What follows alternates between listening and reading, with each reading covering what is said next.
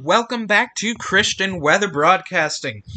We are going to be discussing Disturbance number 1 and Disturbance number 2 today, which are out in the Atlantic. And as you can see, Disturbance number 2 has a higher percent chance of forming according to the latest NHC forecast. This is different than what was the forecast by the NHC in the last update I did. But before we get into this video, please repent and put your faith in Jesus, because only He can save you from hell. And if you'd like to know more, check out that gospel message in the description. Let's get started by going to the National Hurricane Center. Alrighty, you can see we have two systems here. Well, one system and one about to form. That is Disturbance 1 right here. And this is Disturbance 2 right here. Let's start off talking about Disturbance number 1. An elongated area of low pressure offshore of the southeastern U.S. coast continues to produce some disorganized showers and thunderstorms. Despite strong upper-level winds, some gradual development is possible while the system moves northeastward offshore of the southeastern U.S. coast during the next day or so. By this weekend, the system is forecast to merge with a front over the western Atlantic. Regardless of development, heavy rainfall is forecast to continue across portions of the Florida Peninsula through late this week. For more information, see products issued by the Weather Prediction Center and local National Weather Service forecast offices. Formation chance through the next 48 hours is low at 20%. Formation chance through the next 7 days is low at 20%. So, this system, the models are forecasting a possible strengthening. It seems that the models are forecasting it to get a little more strengthened, but whether that becomes something seems pretty much unlikely at this point. Let me bring you to the intensity guidance for this system. You can see some of the models are bringing this at nothing. Well, some are forecasting a tropical storm, but we'll just have to see. It seems unlikely. But one other thing that we should take a look at is the water temperature. So anything that is yellow and red, orange, anything like that is above 76 Celsius, which is the threshold for tropical weather development, and that threshold is at 79 Fahrenheit, 26 Celsius.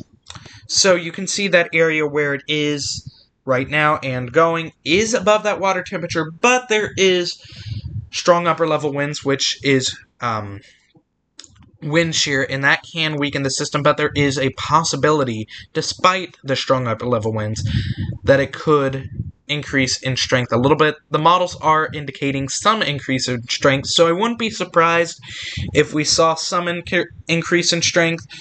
Whether that leads to tropical depression, that's unlikely, I'd say, but we may see just slight strengthening out of this system. Here's the tracks of the storm where the models are predicting it's going to go. Some are predicting it to go into Nova Scotia, and some are just predicting it to tool around in the Atlantic. If it were to go to Nova Scotia, I don't think there would be really any bad effects. In fact, I'm pretty certain there would be no problem other than dreary weather. So, if you live in Nova Scotia, prepare for dreary weather. That's what I'm going to say, based on the current track of this system. And let's go now to Disturbance number 2.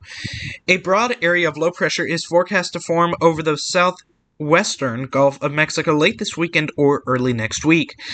Environmental conditions appear conducive for gradual development of the system, and a tropical depression could form during the early or middle part of next week while it moves slowly westward or west-northwestward.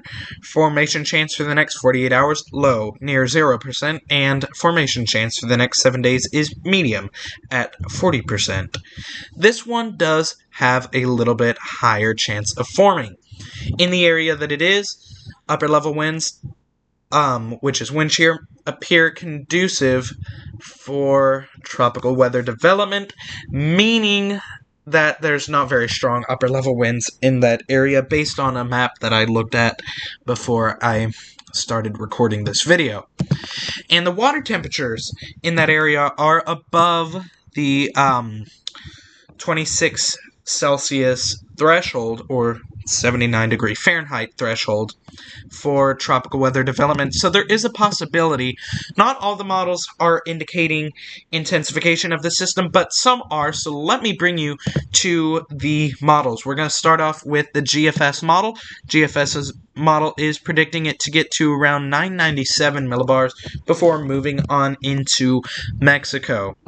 The CMC model is by far the strongest forecast. This one is predicting the strongest strength out of the system.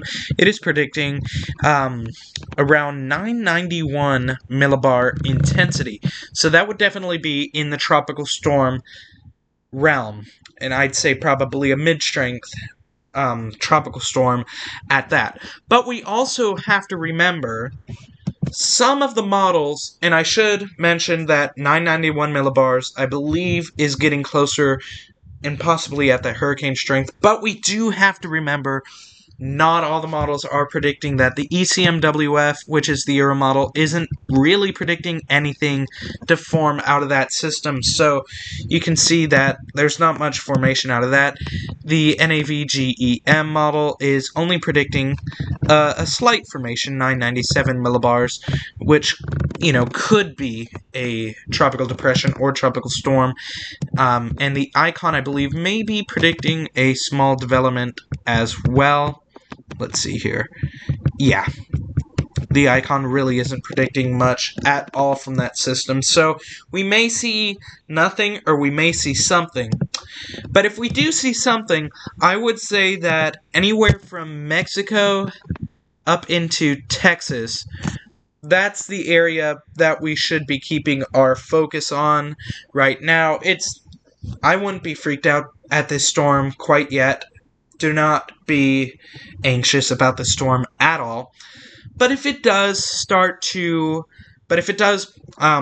become likely that it's going to form into a tropical depression or storm, I'd say Mexico to Texas is where we're going to be looking at based on the current models. Alrighty, everybody, that was a short little update on the tropics, and I'm quickly going to bring you to tomorrow's forecast with the GFS model. Here is what you're looking at for rain. Florida still bringing that rain, and the Northwest is also going to be getting some dreary weather as well.